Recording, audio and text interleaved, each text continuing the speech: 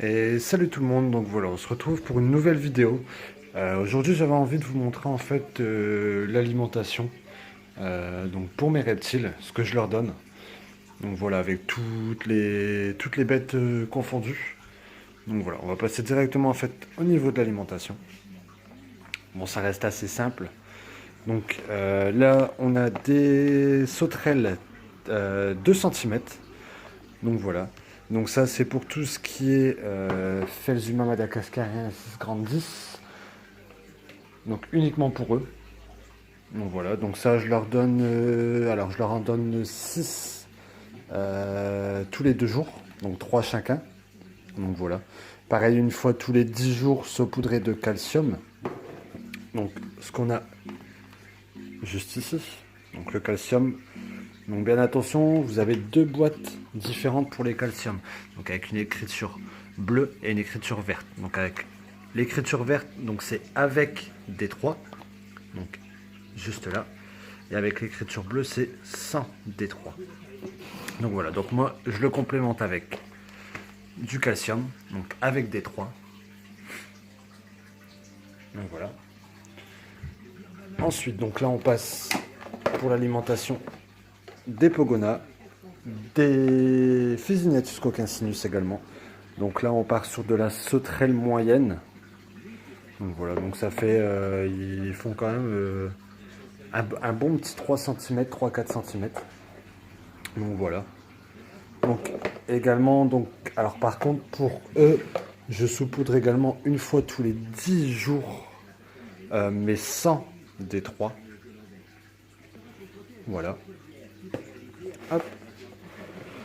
Donc ensuite également, une fois tous les 1 mois et demi, je leur mets un petit complément en fait de verre de farine. Donc voilà. Là on voit, j'en ai pas beaucoup. Parce que j'évite de trop en commander justement, sinon ils finissent par crever ou quoi que ce soit. Donc j'en commande un tout petit peu. Donc voilà, donc ouais, une fois tous les 1 mois et demi. Ensuite également, donc pour les geckos, donc le Repachi, j'ai pris le plus simple. Donc voilà, je sais qu'il en existe, il me semble 7 ou 8 variétés différentes. Donc moi j'ai pris le plus simple. Ça leur plaît énormément, donc je veux dire ils mangent ça facilement. Donc j'ai pris celui-là. Donc là j'en ai encore un, là j'en ai un deuxième, mais je suis en fond de pot celui-là. J'en ai 3 qui doivent arriver de 160 grammes. J'en ai recommandé. Après également, tout au début je leur donnais ça, Geco Food. Donc ça pareil, là, bah là la boîte est vide parce que du coup j'en ai plus et je pense pas en recommander. Clairement, parce que depuis que je suis passé au Repachi, je trouve que c'est largement mieux. Certes, c'est plus cher, mais niveau qualité, c'est meilleur. Donc, je préfère, entre guillemets, payer plus cher et que la qualité soit là que de payer 3 euros et qu'au final, il y a des choses peut-être pas forcément bonnes pour eux dedans. Parce qu'ils ne disent rien de spécial. Une alimentation complète pour Geco. Donc, voilà. Et après également de temps en temps, donc je leur mets ceci, donc du Pangea. Là il me reste plus que celui-ci. J'en avais 3 autres, mais je les ai finis également. Donc là il me reste plus que celui-ci. Ça c'est pareil, au niveau du prix, ça reste un petit peu cher, mais voilà. Après je veux dire, voilà, je préfère payer la qualité et que mes bêtes soient bien alimentées ah, et ont une alimentation correcte que de payer voilà, quelque chose qui est merdique et qu'au final la bête n'a rien du tout en apport. Donc voilà, donc après ça c'était une petite parenthèse donc au niveau de l'alimentation. Il n'y a pas énormément à dire. Donc voilà, après de temps en temps pour les Pogonas juste ici, une fois tous les mois c'est blattes.